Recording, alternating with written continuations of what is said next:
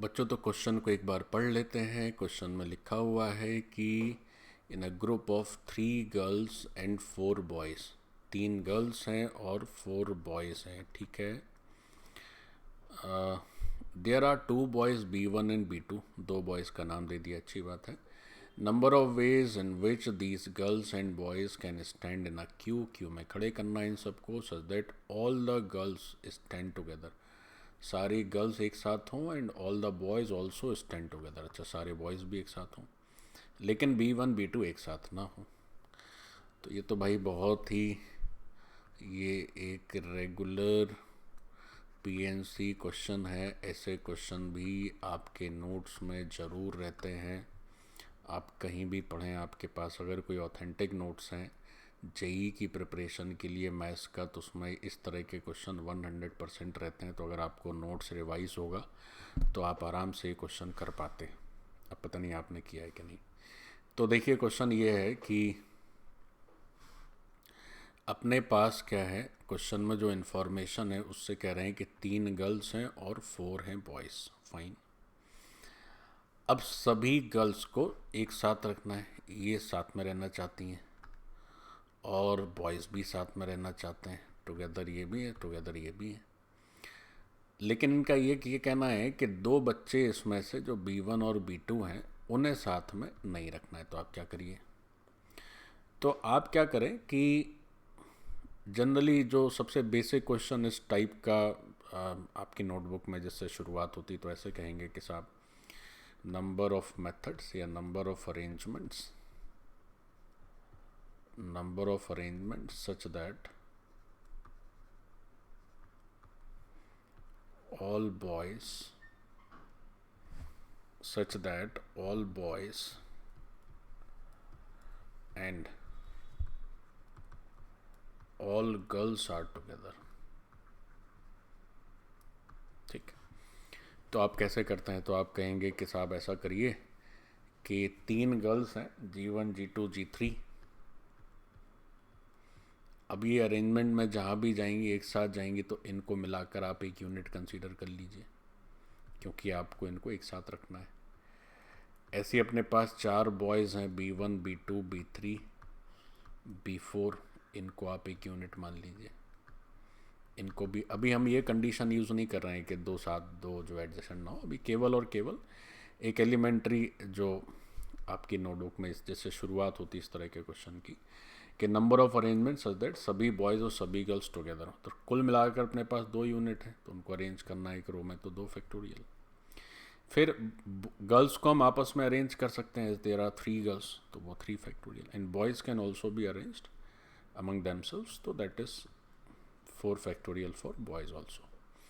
तो हमने क्या किया कि सारे गर्ल्स भी अरेंज हो गए, बॉयज़ भी अरेंज हो गए, लेकिन सभी गर्ल्स एक साथ हैं, हम एक यूनिट मान रहे हैं, और सभी बॉयज़ को भी एक यूनिट मान रहे हैं। तो ये हो गया हमारा बॉयज़ और गर्ल टुगेदर। बट बात इतनी सी नहीं है, बात ये भी है कि B1 B2 जो है वो अगल बगल ना हो।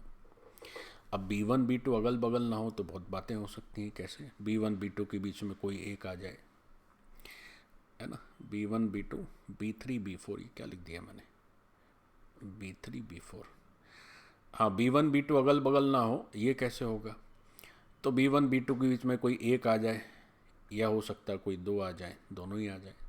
अब एक आ जाएगा तो B4 भी आ सकता है, तो चक्कर है। तो आप ऐसा करिए कि वो तरीके लिखिए जिसमें सभी गर्ल्स एक साथ हो, सभी बॉयज़ एक साथ हो, और B1 B2 भी एक साथ हो।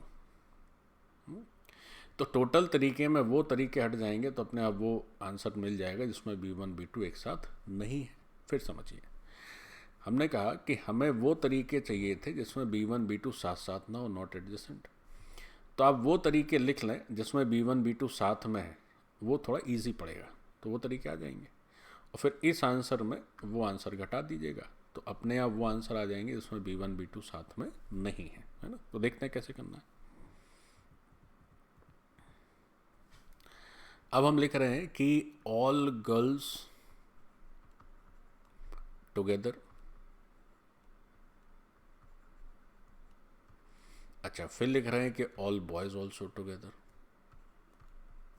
सभी बॉयज़ भी क्या हैं, साथ साथ हैं, और ये भी लिख रहे हैं कि जो B1 कॉमा B2 है ये भी टुगेदर। जो B1 B2 हमारे दो बच्चे जिनकी चर्चा हो रही थी क्वेश्चन में, वो भी साथ साथ हैं। तो देखिए अब कैसा पैटर्न बनेगा, अब इसका अरेंजमेंट कैसे लिखेंगे। तो एक यूनिट है हमारे जिसमें कि 3 गर्ल्स हैं, इनके बीच में कोई बॉय नहीं आ सकता, तो इन्हें तो आप एक यूनिट कंसीडर कर लो, ठीक है।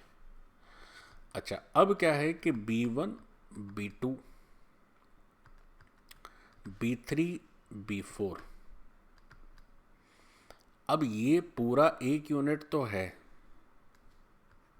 इसको भी एक यूनिट मानना होगा क्योंकि ये भी हमेशा साथ में रहेंगे। लेकिन उस एक यूनिट के अंदर भी एक सब यूनिट है, वो कौन सा है, वो B1 और B2 का है। ये एक सब यूनिट इनका माना जाएगा क्योंकि ये जहाँ भी जाएंगे साथ में ही जाएंगे। तो हम क्या कह रहे हैं कि सभी गर्ल्स टुगेदर हों, सभी बॉयज़ टुगेदर हों। तो सब गर्ल्स का एक यूनिट, सब बॉयज़ का एक यूनिट, एक यूनिट गर्ल्स का एक यूनिट बॉयज़ का। तो 2 यूनिट को अरेंज करना है तो उसका 2 फैक्टोरियल हो गया। गर्ल्स में कोई पाबंदी नहीं है, G1 G2 G3 जो मनो आपको वैसे अरेंज करिए। बॉयज़ में पाबंदी है, क्या पाबंदी है, B1 B2 साथ में होने चाहिए, B3 B4 अलग अलग कहीं भी हो। तो अब बॉयज़ में कुल कितने सब यूनिट्स माने जाएं, तो एक सब यूनिट हो गया B1 B2 दोनों का मिला के, ठीक है। और उसके बाद क्या है बच्चों, एक यूनिट हो गया B3 का और एक यूनिट हो गया B4 का, तो 2 सब यूनिट ये हो गए। मतलब बॉयज़ में अब 4 बॉयज़ तो हैं लेकिन उनको हम 3 की तरह कंसीडर करेंगे, 2 ये B3 B4 और एक B1 B2, तो इनका हो गया 3 फैक्टोरियल। अब जो B1 B2 हैं वो साथ साथ हैं लेकिन अदला बदली तो हो सकती है जगह की, तो उसका 2 फैक्टोरियल है ना। ये 2 फैक्टोरियल किसके लिए आया है, ये आया है B1 B2 को इनकी जगह अदला बदली करने का, हो गया। तो ये हुए बॉयज़ और गर्ल्स के एक यूनिट, गर्ल्स के 3 यूनिट का अरेंजमेंट, बॉयज़ के 3 यूनिट्स का अरेंजमेंट, 3 इसलिए क्योंकि अब इसको एक सब यूनिट माना है, और B1 B2 का अरेंजमेंट। अब हमारा जो आंसर है वो क्या है साहब, आंसर है टोटल तरीके। तो टोटल तरीके क्या लिख रहे थे, 2 फैक्टोरियल 3 फैक्टोरियल 4 फैक्टोरियल।